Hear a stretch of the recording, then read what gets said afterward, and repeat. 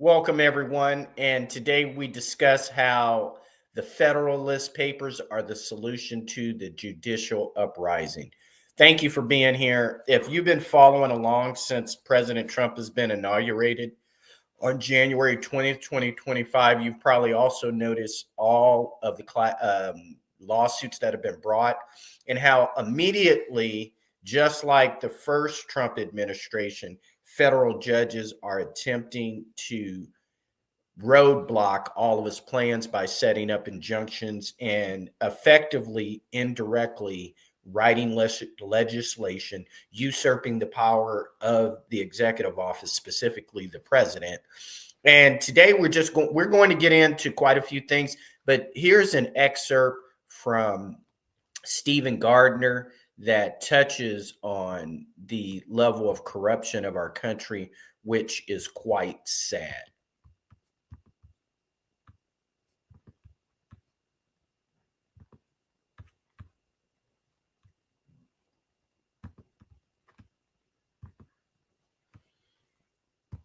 Coming out of Washington, D.C., President Trump's top legal advisors are indicating they want him to revoke the security clearance for Judge Boasberg. I'll tell you why.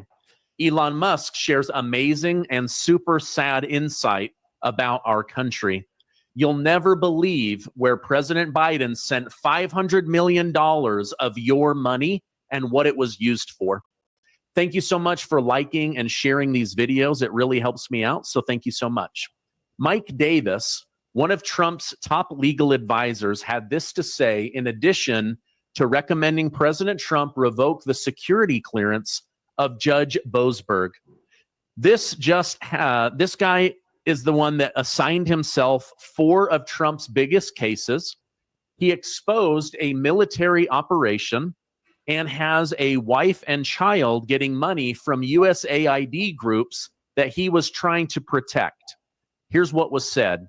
Here is the fatal flaw with the DC Obama judge, Jeb Boasberg.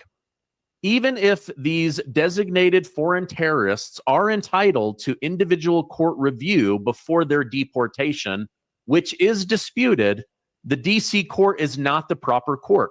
Judge Boasberg did not and does not have the power to do what he is purporting to do.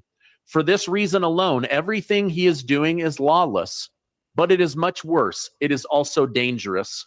Judge Boasberg ran to his courtroom to hold an emergency Saturday hearing, even though he was not serving as the emergency judge that weekend. So how was he assigned these Trump cases? He publicly exposed an ongoing international U.S. military, intelligence, and law enforcement operation with an American ally dealing with the most vicious terrorists, Tren de Aragua, and an international gang, MS-13, in the Western Hemisphere. This public exposure put America and allied lives in grave danger. Stunningly, Judge Boasberg even ordered the president to turn around planes full of terrorists over the Gulf of America without knowing the fuel level of the airplane, the security footprint back in America, or other crucial operational details. He basically knew nothing about this multi-international removal of gang members. He continues, we saw the enormous security footprint in El Salvador. Why would we have had the same footprint in America? As who could have ever imagined an activist Washington, D.C. judge could or would order the president to return planes full of terrorists? And not completing the mission would have humiliated and publicly damaged El Salvador's president, who had hundreds of military, law enforcement, and other officials awaiting, who took a significant political and personal risk by agreeing to take on these terrorists. Judge Boasberg's Saturday hearing and order crossed the red line, but Judge Boasberg is doubling down by demanding details about the military operation to which he is not entitled. Judge Boasberg says he has security clearance, but he definitely does not need to know this. And allowing a judge to meddle in military operations like this is dangerous and unacceptable. It also undermines the chief of the military, which is President Trump. Foreign leaders are less likely to. Okay, so that is just a quick excerpt right there of what's going on. I told you. I've been telling you that, and I even told my wife, I said, when we start digging into the backgrounds of all of these judges that are placing injunctions in their local district federal court, they're trying to make them nationwide decisions and injunctions. Not like, let's remember this. A federal district judge has jurisdiction over what?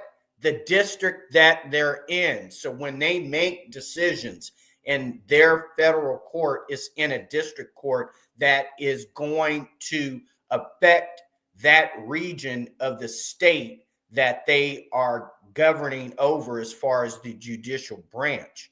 What we're now, I told you that, but I said when we dig to the bottom of these judges, we're going to find out that somehow, some way, they and their family members are receiving financial remuneration that is related to all of these lawsuits that are trying to stop the cutting that Doge and President Trump is doing.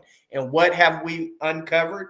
That President Trump is correct in making his decision to move these gangs, Tren de Aragua, which is the Venezuelan gang, and MS-13. And what do we find out? That the night that Judge Boasberg was sitting in the emergency court over the weekend, it was not even his weekend to serve. However, he injected himself into the courts and held emergency hearings and absorbed 4 cases that he assigned to himself. They were not even assigned to him. He went in that Friday evening and placed himself and assigned those 4 cases to him. And we now find out that one of his children, as well as his wife, is receiving money that is related to these USAID cases that are being argued. So not only is this judge in Washington, D.C. receiving remuneration related to USAID, but the federal district judge in New York, remember, he is sitting on the board of directors of a nonprofit 501c that has received over $148 million over the last 20 years. Okay. And $148 million have been given to this nonprofit 501c that he's been sitting on the board of for more than 20 years. And then now Judge Boasberg in D.C., his wife and one of his children is receiving remuneration from USAID. So now we've already identified 2 federal district court judges that are receiving remuneration money that is related to USAID, and they are supposed to recuse themselves, and neither judge has. And I'm telling you, it gets deeper and deeper. In addition to this, he injected himself into 2 court cases that had to do with Tren de Aragua and MS-13 and their rights. And he ordered President Trump and ICE to turn a airplane around in midair over international waters as it was flying over the Gulf of America without knowing what level of fuel, what the security was going to be when they returned. And these are military commanders and only military judges have any jurisdiction over the military. And now this federal district court judge is trying to mandate that members of the military adhere to what he is saying. He's totally out of his. If you want to talk about being out of your jurisdiction, this is a classic poster child case of a judge trying to rule outside of his jurisdiction. And all they are right now requiring is that he lose his security clearance. And he's already said, I don't need it. This guy not only needs to lose his security clearance, he needs to immediately be indicted. And that's why I say that Alexander Hamilton's Federalist Papers addressed all of these problems of this judicial uprising of bureaucrats who are now playing politics. And we need to do something immediately. The first thing Trump needs to do is ignore all of these federal district court judges and tell them to pound sand. The second thing he needs to do, and he needs to do it quick, is he needs to get Attorney General Pam Bondi to investigate through Department of Justice. I don't know why Pam Bondi is sitting on her ass, because Pam Bondi, Attorney General, is clearly sitting on her ass. She's not acting fast enough. And she needs to get in there and get the Department of Justice in there. The Federal Bureau of Investigation needs to begin. I don't know why she and Kash Patel are sitting on their asses waiting to investigate these judges. They're moving in slow motion. They need to get to it. You hear that, Kash Patel? You need to get off your ass. Pam Bondi, get off your ass and do something this week. You're moving too slow. And these people are very smart. They just move too slow. And we're going to leave it at that. In addition to that, the new O.J. Simpson is Elon Musk. Look how all the Democrats in Hollywood have turned against Elon Musk. They love this guy. They had electric vehicles. They've been preaching electric vehicles. But now Elon Musk has aligned himself with President Trump. Now both Elon Musk and President Trump are Adolf Hitler. They're Nazis. They're the most evil person. And Ellen DeGeneres has said she's moving out of the country. She needs to take her ass out quick. Let's fill Ellen.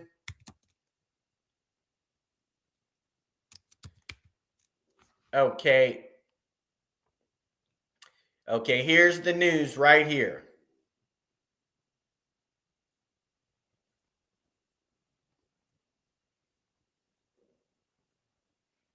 Okay, so Ellen DeGeneres and her wife Porta de Rossi upload California home after fleeing the United States. Who cares? Like, I'm sick of her anyway. I don't like her. I don't like anything she stands for. And now she's moving to England. Good riddance. Don't come back. Don't want to see you. We're not missing anything. And the reason why she's leaving is they canceled her show. Let's find out when they canceled that stupid show.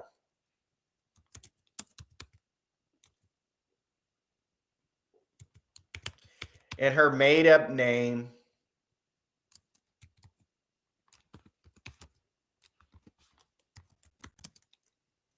When was it canceled?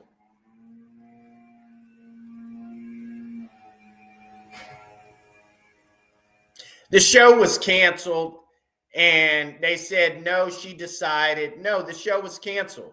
She decided after 19 seasons to end the show. No, people were tired of watching the show. She was losing her viewership, and that's what happened. And that's good, because I was tired of her anyway. She wants to look like a 14-year-old boy forever. Goodbye with that image. Take you and go to England. We don't have to hear from you anymore. And these people think that we're losing something by them leaving.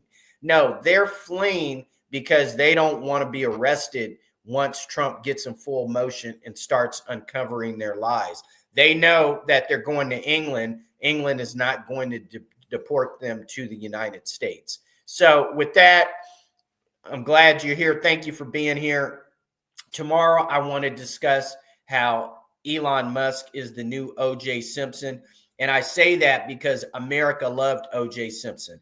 I remember the football season prior to, so that was the football season of 1993. And O.J. Simpson had his red Lamborghini parked in the EMT emergency vehicles spot behind California Coliseum at a LA Raiders game. And, they were saying great things about him. America loved O.J. Simpson. As soon as he got accused of murdering his wife, white America immediately hated him. And that just, along with the same thing, white America loved Michael Jackson, and then they turned around and hated him. Now, with Hollywood and white America, Hollywood elite, the Democrats all loved Elon Musk. And now he's aligned himself with President Trump. They're calling for acts of domestic terrorism on his vehicles, on the facilities, everything like that. These people, I don't know why President Trump did sign an executive order that this acts against Elon Musk and Tesla are acts, and as well as SpaceX or any of his companies, it will be considered domestic terrorism and will be treated as such. So with that, this is Daniel Plummer, the Crypto Kid, signing out. This is going to, we're going to be indicting a lot of people and putting a lot of politicians and Hollywood elite in federal prison, and that'll be good. It's going to change the narrative. Also, they're beginning to uncover and reveal more information on the assassination of President Kennedy. I've been saying for 25 years that the two people in the front seat, yes, Secret Service, they're the ones that turned around and shot the governor of Texas, as well as President John F. Kennedy Jr. I've seen one of the tapes uncut, and that's how I know this. In addition to that, is our understanding that NBC has been sitting on for 60 years an actual uncut tape of the assassination, and it showed Lee Harvey Oswald standing in the crowd with nothing in his hand. So it lets us know that he was innocent and he was a patsy. But it also shows that the two Secret Service people that were in the front seat, the driver as well as the shotgun person, turned around and shot John F. Kennedy Jr., President John F. Kennedy Jr. So these are facts. And it's interesting that they're slow walking, releasing the tapes, because they don't want other people to come to the conclusion that I do, that it was the CIA, the Secret Service, that fired the majority of the shots that killed John F. Kennedy Jr., as well as at least one shooter in the grassy knoll that shot the .22 caliber rifle bullet that shot off the back of his head. Okay. So that maybe was a mafia person. Many people have speculated that it was the father of the actor from Cheers, Woody Harrelson, who had mafia affiliations. It's hard to say at this point, but there's a lot of rumors that the actor Woody Harrelson from Cheers, that his father, his estranged father, had a lot of mafia connections and was a part of that assassination.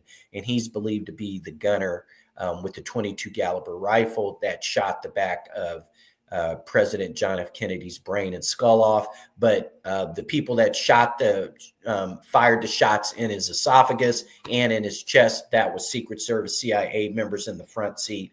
I'm sure that my words are going to be corroborated. Let's see how it goes. Thank you. God bless you for being here. I'm going to keep, you notice that the format of these podcasts are changed because I'm trying to get more exact. And this started out as mainly cryptocurrency. And it's interesting how now I'm reporting on financial and political news, but who knew it was going to turn out that way? So thank you so much. God bless you. I'll see you all later. And remember, the future is crypto.